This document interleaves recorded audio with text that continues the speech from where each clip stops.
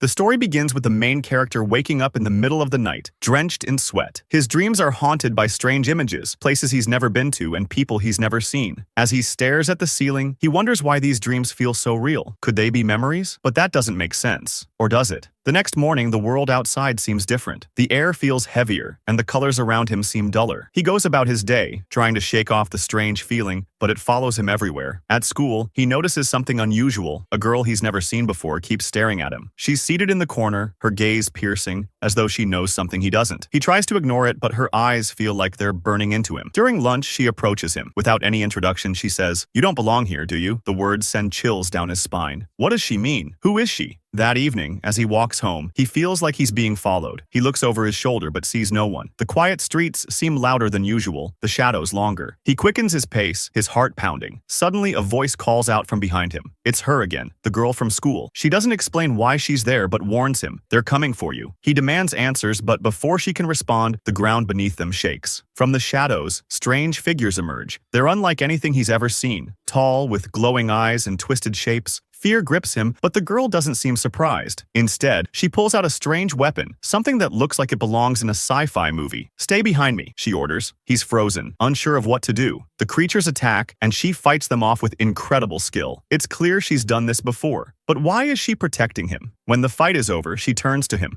her face serious. "You're not who you think you are," she says. Her words confuse him even more. What is she talking about? Later, she takes him to an abandoned building. Inside, she reveals a hidden room filled with advanced technology. There are holograms, maps, and strange devices he doesn't recognize. She explains that there's a hidden world, one he's been a part of without knowing. "You were taken from it," she says, "and now they want you back." His head spins with questions. Taken? Hidden world? Who are they? Before he can ask, she hands him a small device. "This will help you remember," she says. He hesitates, but curiosity gets the better of him. As he activates the device, images flood his mind. Flashes of a life he doesn't recognize but feels deeply connected to. He sees battles, faces of people who seem familiar, and a place that feels like home. Who is he really? And why can't he remember any of this? The next day, the girl trains him, showing him how to defend himself. It's not easy. He struggles to keep up, and doubt creeps in. "What if I'm not strong enough?" he asks. She looks at him with determination. "You don't have a choice," she replies. But as the days pass, he starts to improve. He discovers abilities he never knew he had. Strength, speed, and instincts that feel natural, almost like they've been a part of him all along. One night, while they're planning their next move, he asks her a question that's been bothering him. "Why are you helping me?" She hesitates before answering. "Because I failed someone like you before," she says quietly. Her words are filled with pain, and he realizes she's carrying a heavy burden. Their bond grows stronger as they face more challenges. Each fight pushes him closer to the truth about himself. He starts to see patterns in the attacks, clues that lead him to believe someone is orchestrating everything. But who and why? During a particularly dangerous mission, they find themselves cornered by enemies. It's a life-or-death situation. He steps forward, ready to fight, but she stops him. "This is my fight," she says, but he refuses to back down. "Not anymore," he replies. Together they face the enemy, their teamwork stronger than ever. He uses everything he's learned,